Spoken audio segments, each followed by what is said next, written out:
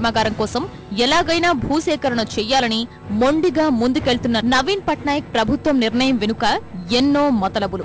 5 ఏళ్ల క్రితం నుంచి నలుగుతున్న ఈ విషయంలో అప్పట్నుంచి తీవ్ర ప్రజా వ్యతిరేకత వ్యక్తమవుతూనే ఉంది.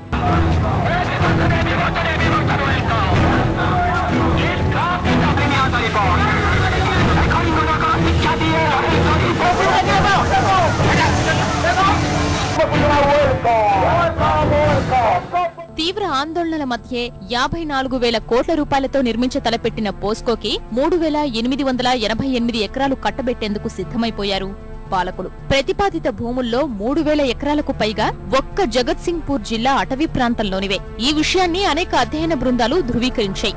కానీ ఒక నిపుణుల బృందం ఇచ్చిన నివేదికను మరో నివేదికతో అపహాస్యం చేసి అనుకున్న పని పూర్తి చేస్తోంది ప్రభుత్వం. దీనికి తిరుగులేని ఉదాహరణలు ఎన్సీ సక్సేనా, మీనా గుప్తా కమిటీలు. ఒకదాని ఆధారంగా అనుమతులు నిలుపుదల జరిగితే మరో దాని ఆధారంగా తిరిగి అనుమతులు మంజూరయ్యాయి. 19 మంది సభ్యుల ఎన్సీ సక్సేనా బృందం ఒడిశాలో పర్యటించిందే 2010 జులైలో. అప్పుడే సభ్యులంతా అటవీ హక్కుల చట్టం ఉల్లంఘనలపై తీవ్రంగా ఆక్షేపించారు. పోస్కో ఇండియా ప్రాజెక్టుకి అటవీ భూముల్ని కేటాయించడంపై అభ్యంతరం వ్యక్తం చేశారు. పోస్కోకి ఇచ్చిన పర్యావరణ, ఇతర అనుమతులు రద్దు చేయాలని కేంద్రం అటవీ పర్యావరణ మంత్రిత్వ శాఖకి సిఫార్సులు పంపారు. కేంద్రం కూడా ఆ మేరకు సానుకూల నిర్ణయం తీసుకుని పనులన్నీ తక్షణం నిలుపుదల చెయ్యాలని ఆదేశించింది. దీనికి నెలల వ్యవధిలో వచ్చిన మీనా గుప్తా కమిటీ మొత్తం తలకిందులైపోయింది.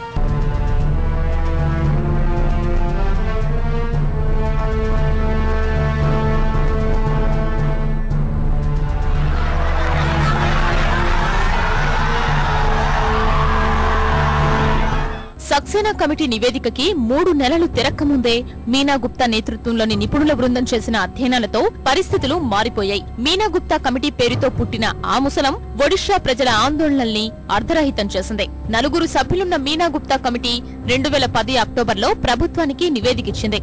అత్యంత వివాదాస్పదం, రాజకీయంగా పెనుదుమారానికి కేంద్ర బిందువైంది. దీని ఆధారంగానే 2011 జనవరి 31న కేంద్ర అటవీ పర్యావరణ మంత్రిత్వ శాఖ పోస్కోకి మళ్లీ అనుమతులు మంజూరు చేసింది. ఆందోళనల్ని అణచివేయడానికి ప్రభుత్వం అనుసరించిన మరో మార్గం ఉద్యమ నాయకుల అరెస్టులు. 2011 నవంబర్ 25న పోస్కో వ్యతిరేక ఉద్యమకారుల నేత, సిపిఐ పొలిట్ బ్యూరో సభ్యుడైన అభయ్ సాహుని క్రిమినల్ కేసుల్లో నిందితుడిగా చూపి జైలుకు పంపారు. పోస్కో వ్యతిరేక ఆందోళనలు నిర్వహిస్తున్న పోస్కో ప్రతిరోధ్ సంగ్రామ్ సమితికి పీపీఎస్ సాహునే అధ్యక్షుడు. వరకట్న వేధింపులతో ఓ మహిళ మృతితో పాటు మరో 3 తీవ్రమైన నేరాలతో సాహుకి సంబంధం ఉందని అభియోగాలు మోపారు.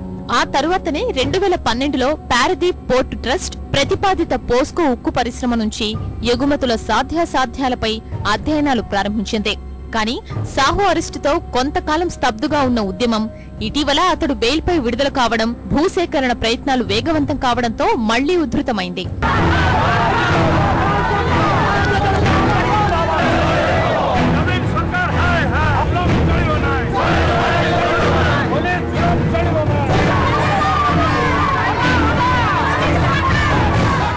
జగత్సింగ్పూర్ జిల్లా ప్రజలు మూకుమ్మడిగా తిరుగుబాటు చేయడానికి ఇంత పెద్ద నేపథ్యం ఉంది. అన్నపూర్ణ లాంటి అడవి పోయి, కన్నతల్లి లాంటి ఊరు పోతే వారికిక మిగిలేదేంటి? మన్ను తప్ప. అదే ఆక్రోశం గిరిజనం గుండెల్ని, ఉద్యమ జ్వాలల్ని రగిలించి పోరుబాట పట్టేలా చేసింది. ప్రతిపాదిత పోస్కో ప్రాజెక్టుపై రోజుకో మాట చెప్పిన కేంద్రం, అటవీ పర్యావరణ మంత్రిత్వ శాఖ ప్రస్తుత ఆందోళనలతో తేలుకుట్టిన దొంగలా మిన్నకుండిపోయింది. పర్యావరణ అనుమతి ఉంటే బలవంతపు భూసేకరణకు లైసెన్స్ కాదంటూ ఘనమైన ప్రకటన చేసిన నాటి పర్యావరణ శాఖ మంత్రి జయరాం రమేష్ కి ఇందరి గిరిజనుల ఆవేదన ఎందుకు పట్టలేదన్న దానికి సమాధానం లేదు. ప్రాజెక్టు నిర్మాణం జరిగితే అటవీ ప్రాంత విధ్వంసం తప్పదంటూ సక్సేనా కమిటీ ఇచ్చిన నివేదికను ఎందుకు పక్కన పెట్టారన్నది అంతకంటే తెలీదు. బలవంతపు భూసేకరణలకు పాల్పడబోమన్న నవీన్ పట్నాయక్ వాగ్దాన భంగం ఎందుకు చెయ్యాల్సి వచ్చిందో చెప్పలేదు. పాలకుల అదే ద్వంద్వనీతి ఇప్పుడు ఆందోళనకారులకు స్వచ్ఛంద సంస్థలు, విపక్షాల మద్దతు లభించేలా చేసింది.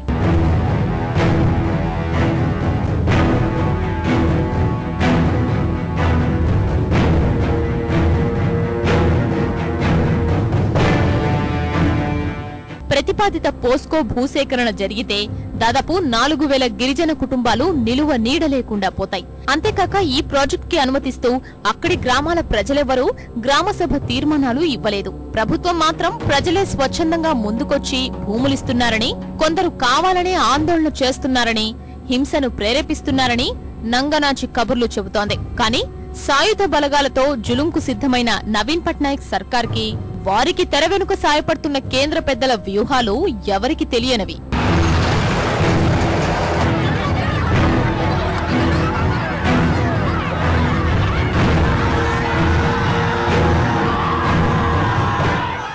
దేశానికి చెందిన అపార ఖనిజ సంపదను ఎక్కడో విదేశీ పోస్కోకు కట్టబెట్టేందుకు నిబంధనల్ని చిల్లపెంకులు చేసిన నేరంలో కేంద్రం, ఒడిషా రాష్ట్ర ప్రభుత్వం రెండూ దొందే అనడానికి ఇంతకంటే ఆధారాలు ఏం కావాలి?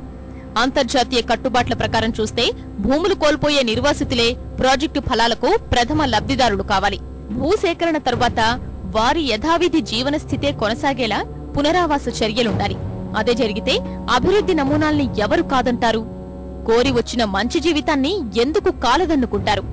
ఒక్క పోస్కోనే కాదు, వేదాంత, గ్రేటర్ నోయిడా, జైతాపూర్, సోంపేట, కాకరాపల్లి అన్ని చోట్ల అదే సమస్య, అదే భూదాహం. పేదల జీవనాధారమైన భూమి లాక్కోవడమంటే వాళ్ల ప్రాథమిక జీవించే హక్కుల్ని కాలరాయడమేనన్న న్యాయస్థానాల తీర్పుల్ని ఏనాడూ చెవికెక్కించుకోని పాలకులు ఇప్పుడైనా తీరు మార్చుకుంటారా?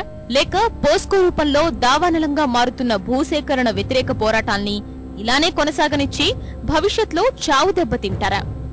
రాష్ట్రానికో మాట, అంశానికో వేషం మార్చే యూపీఏ పెద్దలు ఏ నిర్ణయం తీసుకుంటారు?